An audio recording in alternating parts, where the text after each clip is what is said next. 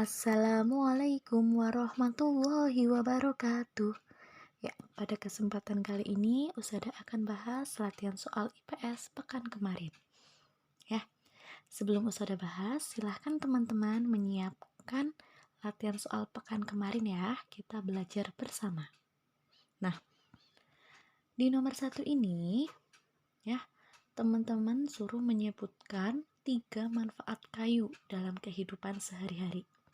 Ya, pastinya teman-teman udah tahu ya manfaat kayu itu untuk apa aja. Nah, di sini contohnya itu ada yang pertama sebagai bahan perabot rumah tangga, ya. Yang kedua, bahan bangunan dalam pembuatan rumah. Yang ketiga, bahan utama pembuatan kertas. Teman-teman bisa menyebutkan manfaat kayu yang lainnya ya, teman-teman. Ya. Nah, sepertinya nomor 1 nggak ada masalah. Insya Allah bisa semua ya.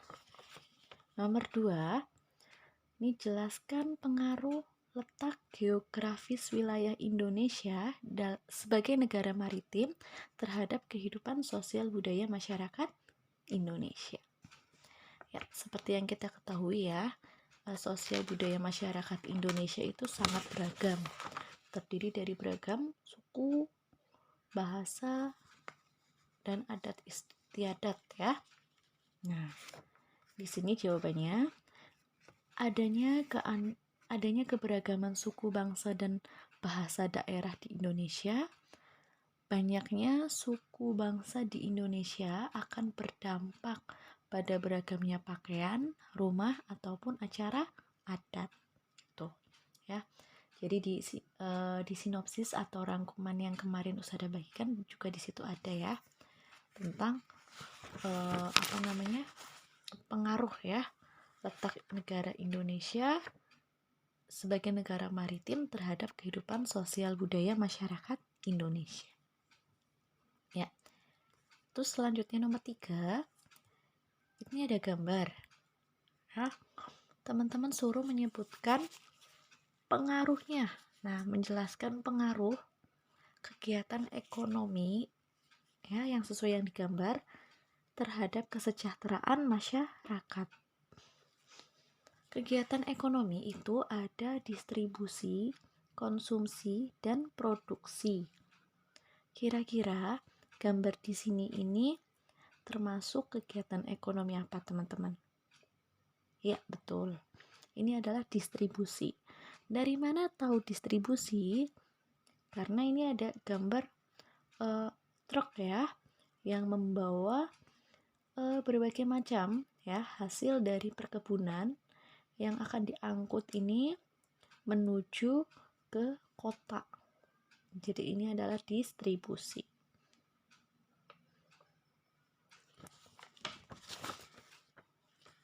Nah, kegiatan distribusi akan membantu masyarakat di semua daerah untuk memenuhi kebutuhan hidupnya.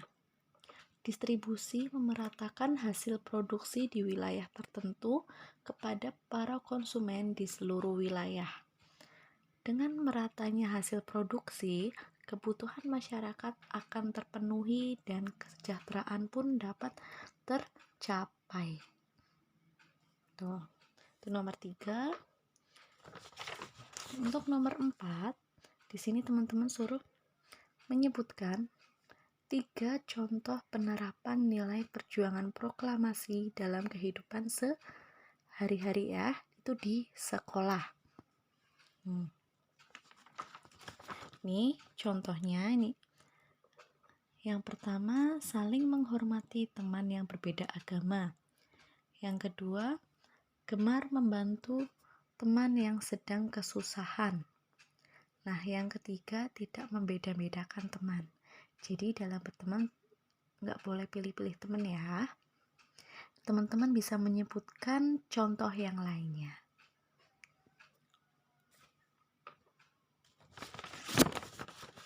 Ya, ini nomor 5.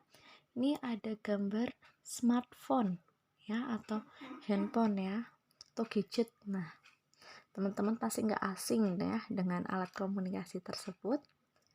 Nah, ini di sini nomor 5, teman-teman suruh berpendapat mengenai dampak dari alat komunikasi tersebut. Bisa dampak positif ataupun negatif ataupun keduanya ya. Karena di sini tidak dituliskan dampak positif atau negatif. Ya, ini contohnya. Ini Ustadzah mencontohkan 3.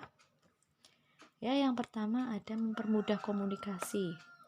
Yang kedua menambah pengetahuan. Yang ketiga rawan menimbulkan terjadinya tindak kejahatan. Dampak yang lain bisa teman-teman cari atau teman-teman lihat di rangkuman atau sinopsis yang sudah Ustadzah bagikan ya. Nah, di situ ada. Ya, untuk ini latihan soalnya silahkan teman-teman pelajari ya, karena ini sudah Ustadzah buat semirip mungkin ya dengan soal ujian. Ini udah berdasarkan kisi-kisi, ini hanya untuk uraiannya saja. Untuk nomor-nomor yang lain silahkan teman-teman bisa lihat kisi-kisi dan dipelajari kembali rangkumannya ya. Sekian dari Ustadzah akhiri. Wassalamualaikum warahmatullahi wabarakatuh.